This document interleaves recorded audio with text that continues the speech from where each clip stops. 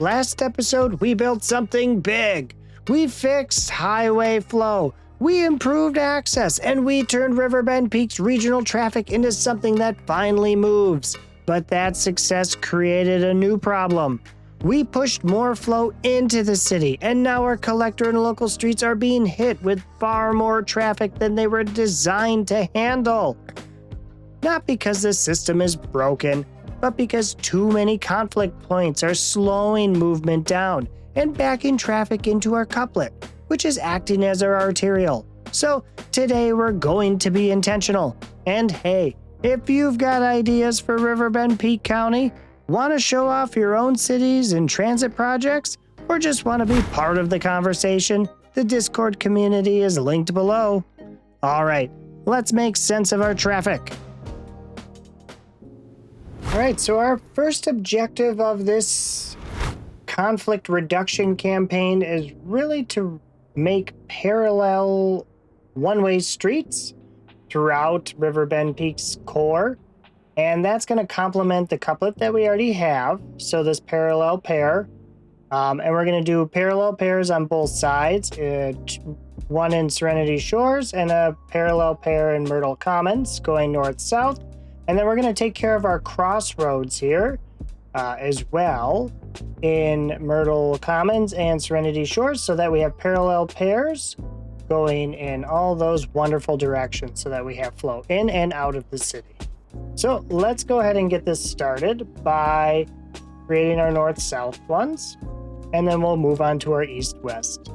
And we're going to start with our 2-lane one-way street first, and then we can consider adding the 3-lane if we need to for additional traffic flow or at intersections.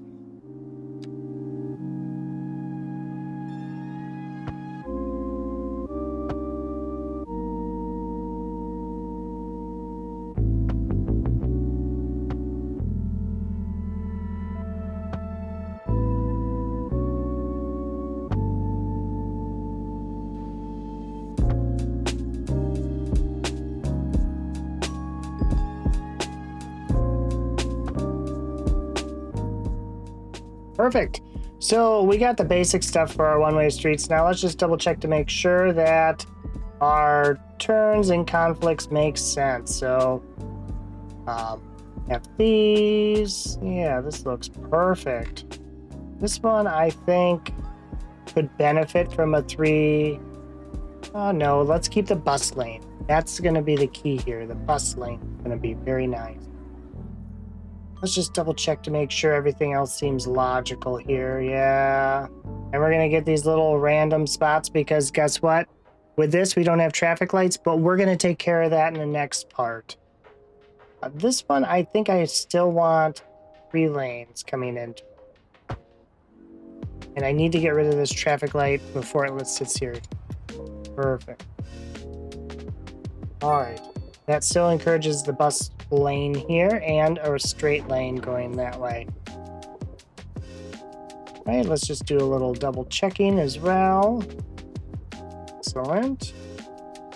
Yes, our one-way streets, that's some of our easiest things that we can use to control traffic.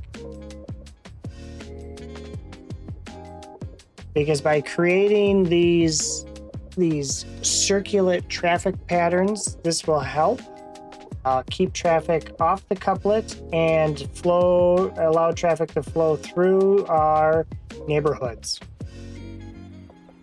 But there's a lot more we still have to do to help control the chaos that's going to exist around our traffic. So let's get moving on to our crosswalks and traffic control.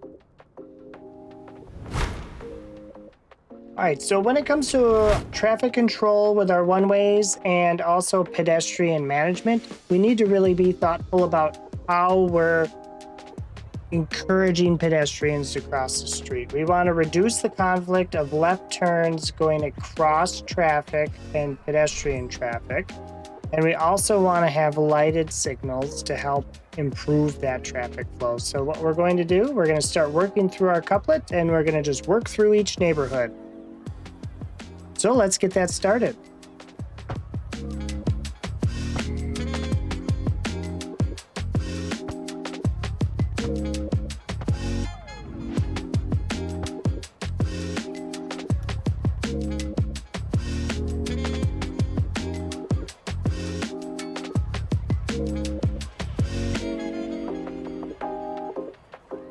And even for these little intersections here, we still want to consider having traffic lights to manage the pedestrian crossings so that we reduce our conflicts.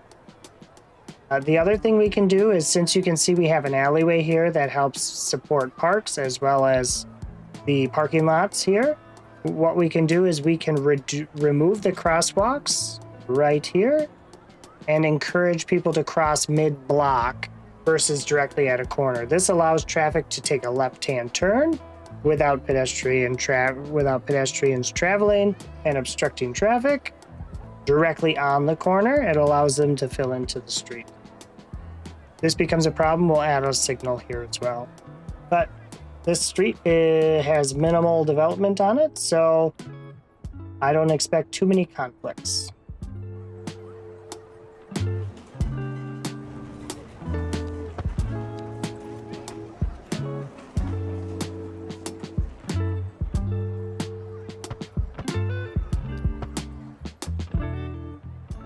Excellent, we got street lights. We can add our crossing back here. And when we add the crosswalk back, people will not jaywalk or walk against the traffic lights. So you can see this guy here, he's playing Frogger. Very risky, but gotta hand it to him. By adding this crosswalk back, he'll sit at the corner and wait next time. Same thing here, we can add our crosswalks back, and this will also encourage people to ride the bus.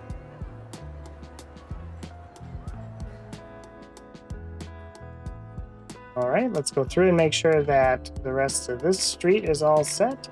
I'm gonna wanna have this is gonna be a very busy pedestrian corridor. I'll put a pedestrian or a stoplight here so that we can encourage a proper pedestrian flow. I can remove that crosswalk there since we can cross right along that. Perfect. So now let's jump on over to the other side to Serenity Shores and clean up our conflict points here. So we can go ahead and add one crosswalk there, traffic lights. Now this is a fun intersection.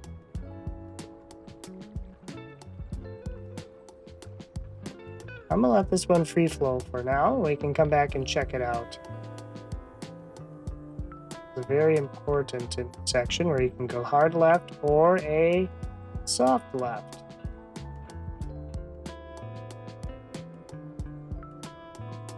And we'll add a traffic control. Traffic control is already set up for us with a mid-block crossing. Excellent. We can go ahead and add some traffic control. And the best thing is now we can add a crosswalk back to allow access. We got a mid-block crossing again. And add our crosswalk back, add traffic control. We're gonna remove this crosswalk though, so that we reduce our conflict on turning lefts. They can cross the street if they need to get there. This one's already set up for us, excellent. And that brings us right back out to our couplets. So let's see what else we got. We got mid-block crossing. We'll want to monitor this to make sure that we don't have too many conflict points, which it already seems like this is going to be busy. We can go ahead and add our traffic control lights here and add a crosswalk back so that we can encourage walkers to use our pedestrian paths. And we have a mid-block crossing as well. We'll keep an eye on that. Add our crosswalk back there. Traffic control. In this case, we're going to remove the crosswalk from this side and add it back to that side and remove it from this side. The only reason we're doing that is so that we reduce our conflicts.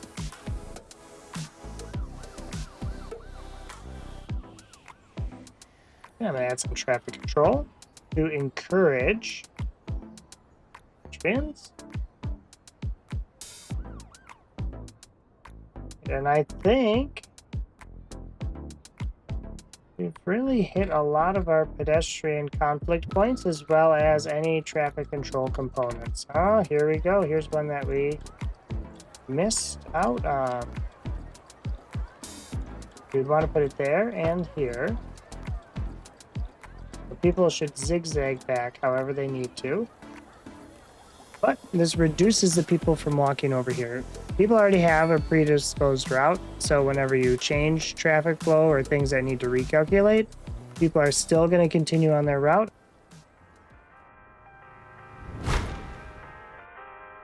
All right, so for our bike management prospects, we really want to make sure that we limit bike exposure on those very vital corridors that, biking wouldn't really be that safe on. And in this case, it's going to be our couplet. So we'll restrict biking currently on our couplet, as well as our collector streets leading up to our couplet and coming out of our couplet, just to make sure that we aren't introducing bike traffic across this regional or this section. And we're going to help support biking still by using our pedestrian and bike combination paths that we can build across this, connecting Myrtle Commons and Serenity Shores, as well as truly encourage biking by connecting Serenity Shores and Camden Park with bike and pedestrian infrastructure so people can bike to work in our industrial area as well as our office park region. So let's get to assigning our bike lanes. Something that I just wanted to call out is you can assign a two-way bike lane to a road section where it would go against traffic and with traffic, which is a very interesting concept. But in this case, I'm going to just stick to the same direction for bike lanes going throughout. So, and we're going to complement that all the way up and down our pairs.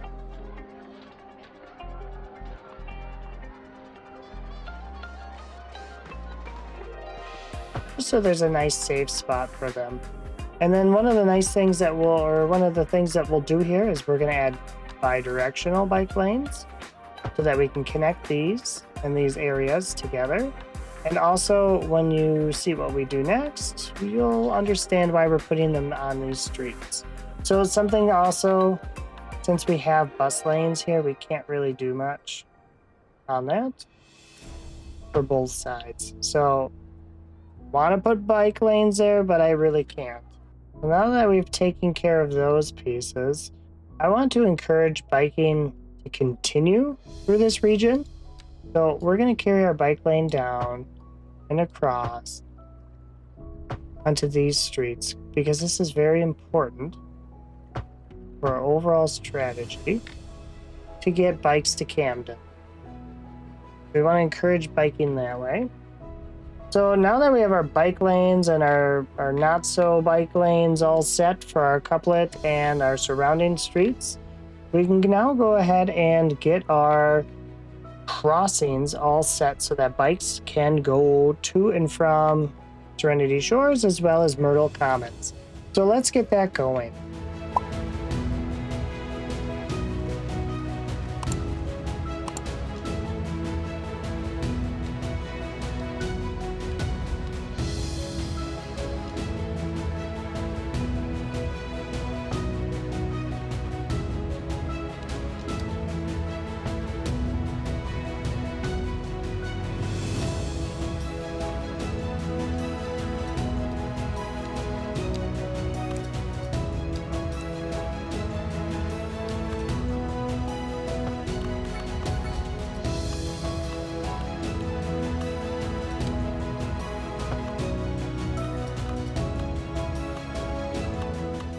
All right, so this is going to add a little bit of complexity because we have this bus depot connection where you can walk across and jump on a bus without ever going into the front of the area or get off your bus and go home if you didn't want to take a transfer bus into your neighborhood.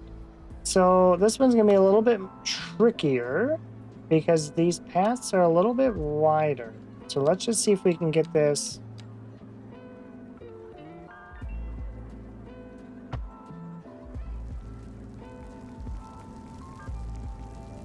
Perfect. Well, we can't do anything there because something is on fire. All right, let's take care of this path.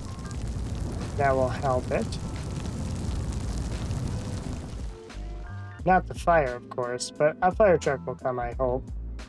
I mean, we do have that city service available.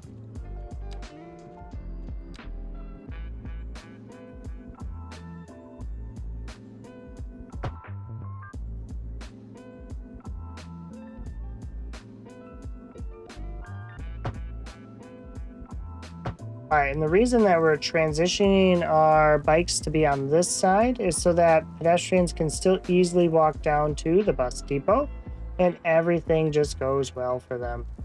All right, it's getting a little nerve-wracking that the fire truck... Oh, there it is. Okay. Now we can draw our paths back in.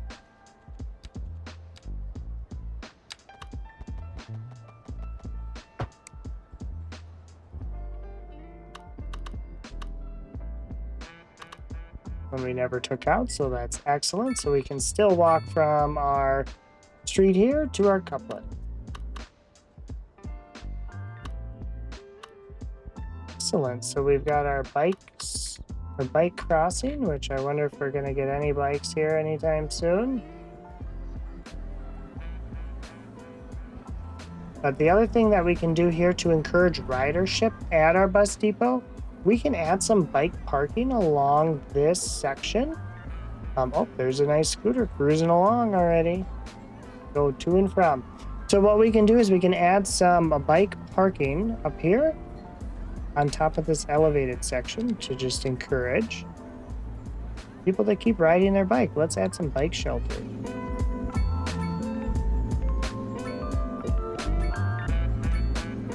Don't add too many. Just enough. Perfect. So now we'll get some bikers that come up here, park their bike, walk down, take a bus. It'll be excellent. So the next thing we have to do for our bikes is allow them to ride over to Camden Park in the industrial area because in this case, you can't ride your bike on the highway. This isn't Florida. So we'll have to go ahead and get this bridge upgraded. Sad thing though, I think as all of you have noticed, there are no nice bridges that have both pedestrian and bike going across. But the fun thing is we can still keep this pillar vibe going on just by upgrading this section. If we wanted to, we can keep all those long spans. So we're not doing anything crazy. Let's meet in the middle. So there's not too much going on. Anytime you have it where the bike path is on the opposite side of where you think you want it, you can always go in the opposite direction and switch it, which is excellent to do. All right, so up here we're going to have to do a little bit of construction so that we can actually get our bike path logically up here. Or I should say a little bit of deconstruction.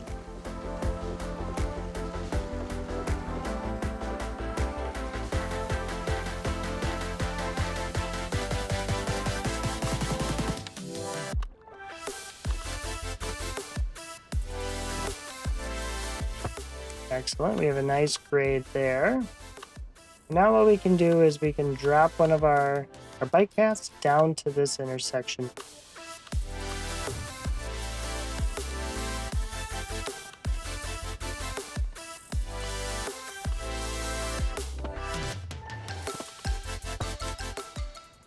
Perfect. So now you can ride your bike to Camden Park. Now let's allow you to ride your bike over to the industrial park area. And this might be